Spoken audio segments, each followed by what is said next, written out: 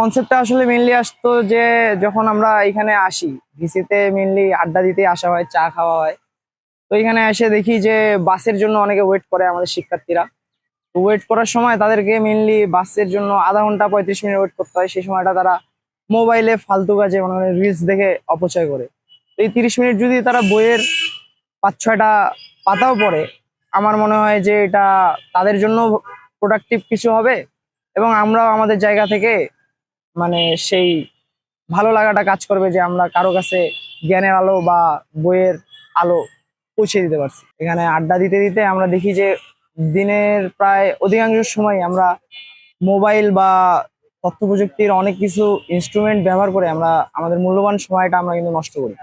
তো সেই কনসেপ্ট থেকে আসলে আমাদের চিন্তা ভাবনা ছিল যে আমরা যদি এমন কিছু করতে পারি যাতে মানুষের কাছে আমরা বই পৌঁছে দিতে পারি।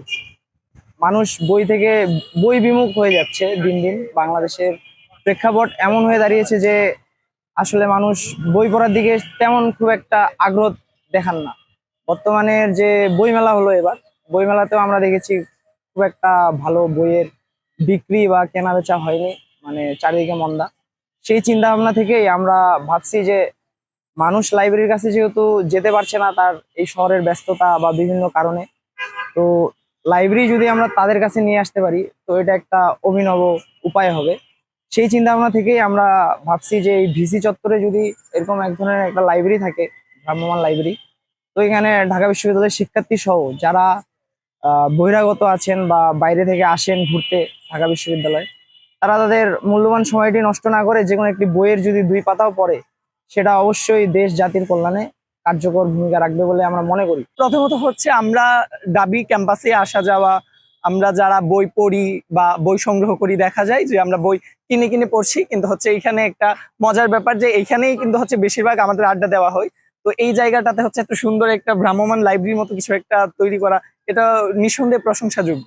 আমি যাচ্ছিলাম, ক্রস করছিলাম, তখন দেখলাম যে হচ্ছে এখান থেকে এরকম কিছু আগে কালকেও দেখি নাই। তো হচ্ছে দেখে দাঁড়ালাম, চুপ করলো যে এখানে কি। তো যারা কিনা বই পড়ে, যারা বই পড়ে না তাদেরকেও সাধুবাদ জানাবো যে হচ্ছে বই পড়া উচিত। আসলে ইতিহাস, ঐতিহ্য এবং সত্যকে জানার জন্য বই পড়ার বিকল্প কিছু থাকতে পারে না। নিজেকে জানতে, সত্যকে জানতে, ইতিহাস জানতে, দেশকে জানতে, সংস্কৃতিকে জানতে বই পড়ার কোনো বিকল্প নেই। এবং সামগ্রিক এই সবটা এই প্রচেষ্টাটা আমাদের যে সিনিয়ররা করেছে তাদেরকে ধন্যবাদ জানাই। যেমন সুন্দর একটা কাজ, এবং এরকম ভালো ভালো কাজ অব্যাহত থাকুক।